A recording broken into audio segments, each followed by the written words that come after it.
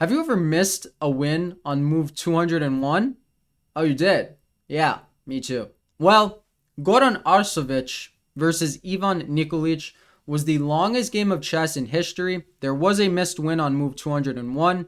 Goran was an international master. This was played in 1989 in Belgrade, former Yugoslavia at the time. And I'm very excited to bring you guys this game. So, what opening is it? Imagine missing a win on move 201. Crazy. We get a King's Indian, so it's going to be very aggressive. You might be like, King's Indian, isn't this just going to be a quick checkmating game? It looked like it, but it didn't turn out so, right? Life is not always what it seems. We get a main line, no samish, no 4 pawns attack, just main stuff. We're going to get a c5 King's Indian or a e5 one. We get an e5 one, right? Typically, c5 King's Indians are reserved from when you castle queenside, and black wants to pry open the d-pawn for this open diagonal. Vice versa, when white castles kingside, you really want your pawn chain facing towards the king side because that's the side of the board you're going to attack on. Also, thank you guys for the recent support. I'm going to post my Twitch link down below. I just set it all up. I'm going to stream on Twitch. It was the easiest to figure out. I guess it's the most popular for a reason. I'm going to try not to mention it too much. I might mention it for a little bit just so people know. I don't like asking for likes. I don't like asking for follows. None of that. But if you want to see me stream, it'll be in the description.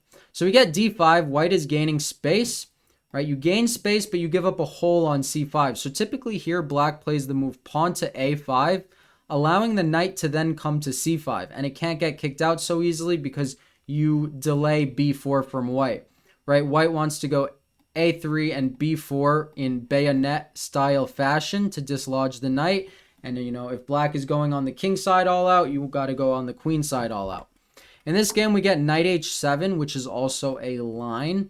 Many times this knight goes to e8 or d7. In this line, not so much because there are pieces there. So knight h7, the point is to play for f5. And we get f5. All right. Knight to d2, good move. What should black do here? Do not take the pawn. If you take the pawn, white recaptures, opening up his pieces. These knights are beautiful. These 2 pawns are rendered pretty weak in front of the king, and black doesn't have much of an attack. So in typical fashion, he locks it up, right? We are going on a king hunt. Black is, that is. White is going to go opposite, equal but opposite on the queen side. We get g5, knight b3, bishop to f8. Very important move to be played in King's Indian fashion because you got to go rook e7 and have your rook guard on the 7th. That is a critical idea in the King's Indian that I personally wish I knew as a kid. I did not. Bishop to e2. Okay, bringing it back to e2 to delay black's infiltration on the king side. We get knight to f6 rotating over, opening up the light squared bishop, bringing both knights to the king side. Black is all out, as you know how these games go. Nakamura, best modern day player in the King's Indian by far. Pawn to g4, pawn takes pawn. Okay, you could go c6 and continue, but he felt like taking, which is also quite common in King's Indian setups. Pawn to a3, a little passive, I would say. You cannot be passive as white. Black's attack is on the king, and it does come fast. We get knight to g5, bishop to f1, preemptively getting out of the way, anticipating pawns coming onto the 3rd rank. Rook to e7, nice move, trying to rotate over. Oh, we're going to get through this game, don't worry. It's 269 moves. We'll breeze through much of the end other than the missed win. And then I found this whole game amazing, to be honest, but I love chess. I find most games amazing if people are playing for a win. Leave it to Serbs to come up with the longest chess game in history. We hate ties. We would rather die than draw. Like, not an exaggeration. And I respect it. G3, we get f takes, and queen takes. So black gave up a pawn, but black also has a great attack going, right? Knight to h3, cannot take. You'll lose a queen. Queen is under attack. The pressure is mounting. We get queen to g6. Now what happens if you take? Well, you get mated in one move. Did that happen? No. This game was 269 moves. Knight to c4, bishop to d7. Okay, this move makes sense. Just stopping things on the queen side, opening up the rook. He should have been a little more active on the king side. Bishop to g4 looks more natural. Maybe he wanted to leave that square open for the knight. Maybe he liked the fact that white's queen was on f3. Wasn't there. Wasn't born yet. Couldn't tell you. Bishop to d3. We got knight back to g5. So he wanted a knight there to kick the queen. Interesting. He wanted to get rid of the dark squared bishop, and he did. All right, knight to e3. This is a good rotation. Blocking g4, trying to jump into f5. Good chess by white. A rook comes over to the king side, and we get knight to e2. Really trying to connect the pieces. Bishop to e7. All right, both sides figuring out where they want their pieces. Rook to d1 was not optimal. Couldn't tell you why he didn't go knight g3. This looks like a natural looking idea, especially when you rotated the knight over to e2. But okay, we get knight to f5, knight to g4, finally jumping in, and then knight to g3. So we get this chain of knights that are going to be hard to dislodge. That is a interesting piece. This knight can be bad, it can be good, depending on what happens. h5 makes sense. He wants to guard it. And king to g1. White has something up his sleeve. He's removing this check on f2 in case the pieces fly off somewhere. We get pawn to h4. Queen takes knight. Was that on your guys' radar? What's the point? Well, the point is after you take, there is a fork. So white wins the queen back. Black wins the knight. And we get knight to g3. I'm sorry, knight to e3. Again, it is the best square for the knight. Pawn takes, king takes. White is up a pawn. But black has a lot of activity, right? It looks like you're close to getting ladder mated. Thank goodness for that g-pawn. King to g6. I love when you move the king and have a check. It's very interesting. Bishop to e2. Now we're getting into some endgame. Still doesn't look like it's going to be that long a game, though. So this rook is attacking the pawn on a3. It's attacking the knight on e3. We get rook to d3, stopping both of those threats. We get a check, and not king to h2, allowing for rook h7, picking up the rook, but knight to f1, blockading the check. We get bishop to d8. Beautiful move. Right, black has the bishop pair. That's not to be slept on. Rook to h8, bishop to b6. I know my coordinates. Been doing my coordinate training. We get a trade of rooks, king takes, and knight to d2, getting his piece back into the game. Okay, bishop to g1, king to h1. Looks scary. Looks like you're slightly in a mating box. But when there's no mate, there's no mate. Kind of like that Fischer game with 4 queens versus Petrosian, referenced recently. Okay, bishop to g4, trying to dislodge. We get a trade, and then we get bishop to g1, check again.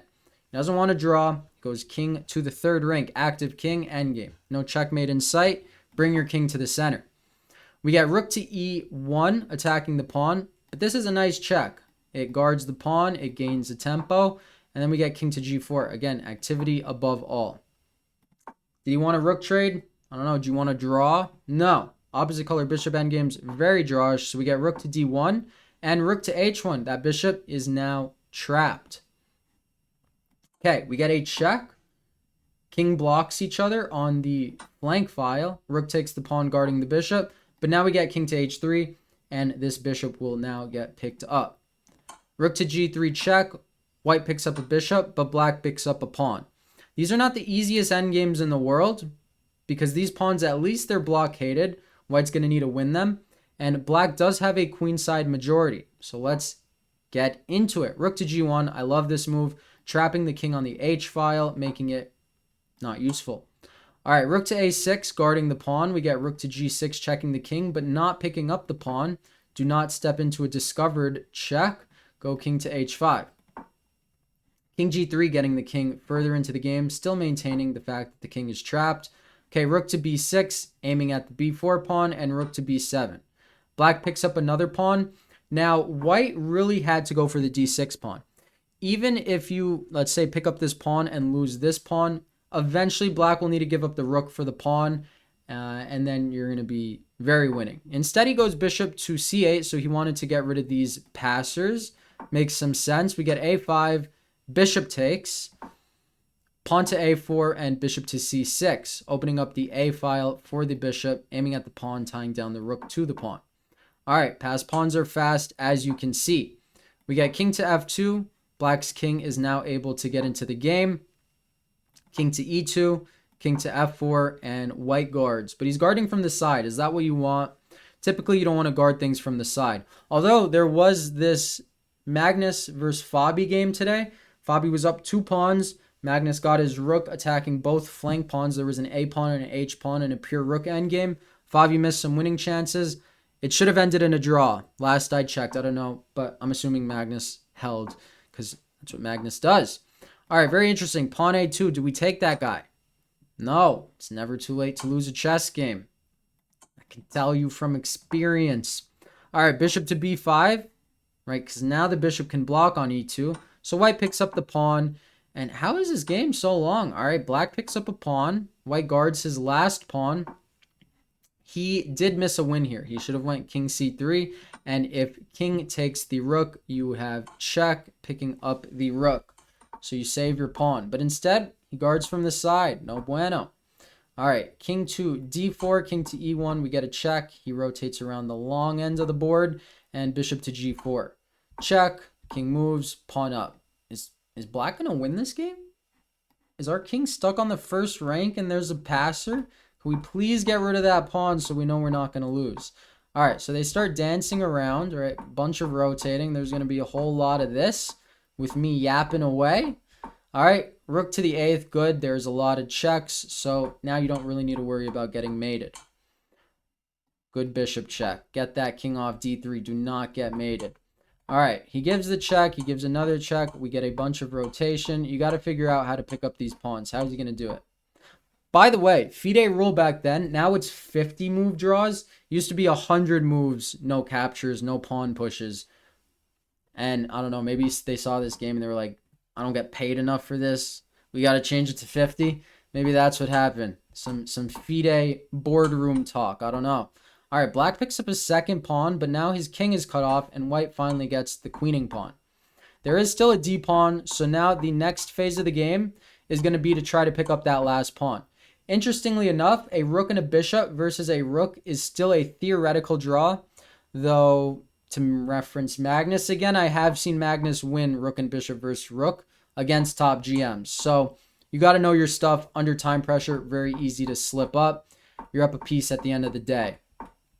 All right, white is aiming in at the pawn. He's trying to coordinate his pieces in a way that allow him to pick up that pawn. I am so happy they didn't just accept a draw here. I mean, this is record-breaking stuff, right? Longest game of chess. I don't think this is ever going to be broken. All right, do you want a rook trade? I don't know. Do you want to draw? No.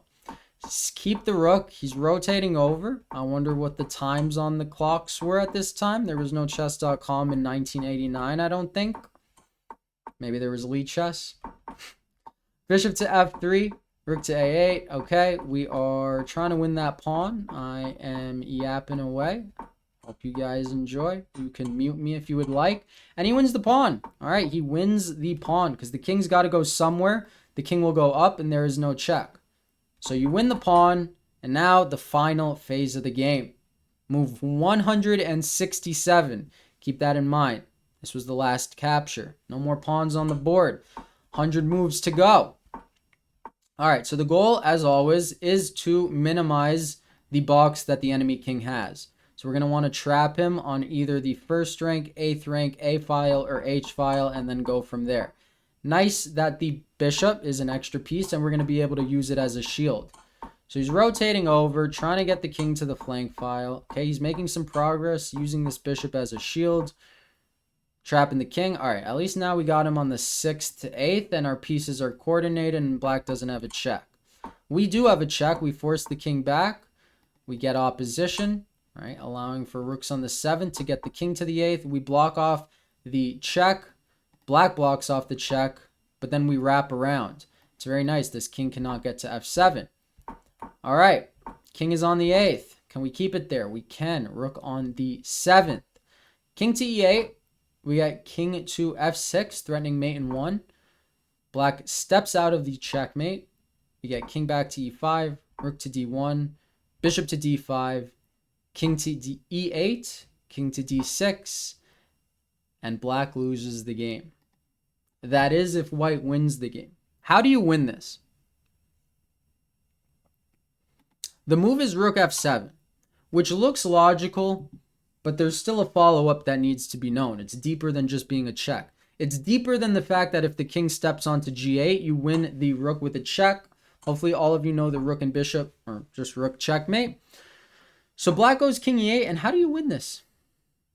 Well, you keep the rook on the f file. This is the key. You keep the rook on the f file. If the king runs this way, it's still mate. So black has to play a rook move, and then you wrap around to the other end, and you see it's still checkmate. It's still checkmate. And you might be like, wait, why can't the king go to f8? Well, because of this bishop, we go to g2 and we checkmate them on the back rank. He reached the perfect configuration of the rook and bishop versus rook checkmate. I wonder if this game still haunts him today. Probably not, because he broke a world record. Maybe that's better than a singular game of chess. I don't know. And we do get rook f7 check. But then he brings his rook off the f file. Why would you do this? I mean, yes, you're threatening checkmate in one, but you had to waste the tempo, wrap around the long end, and then wrap around the short end when he brings his king here. Instead, we get this order, and black moves the rook to the f file, and now there's no checkmate. Now after the check, he just blocks with rook to f8. Now, funny enough, he's tried on the 8th. Now he's going to try on the A, and then he's going to try on the first rank. I wonder if he knew he missed the win. Probably. Yeah, definitely afterwards. They probably had a crazy convo. I can only imagine two Serbs discussing this game. All right, we get a bunch of checks. Now white is trying to trap him on another quadrant, on another flank file. All right, they're roaming around, and we get trapped on the A file. All right, bishop to b3. He's bringing in the king now. We're at move 237. We're almost there. Have you guys muted me yet? I probably would mute myself by now. All right, but now there's just no checkmate. King to a4, rook to a6, threatening mate, but black always has a check in the bag. They must have been exhausted after this. This is hilarious. All right, trying to find the winning configuration, but we're nearing move 100. Check, blocks the check, but there's no mate. If rook a2, rook a3. So rook b2 check. Are we getting this? This looks like the same position over and over again. All right. It is officially move 267. Did he claim that he didn't claim the draw? All right. Move 269, and they claim the draw. There is no checkmate. The king escapes, and if you go here, you will get checked, and they'd repeat this for 1,000 moves. So, I'm surprised this game is not more well known. Shout out to my fellow Serbs. Have you guys ever seen this game before? And yeah, thank you guys as always for watching. 269 move game. Incredible. This will never be broken, I don't think, but I have been wrong before. Thank you guys as always for your time. Have a great day. Boom.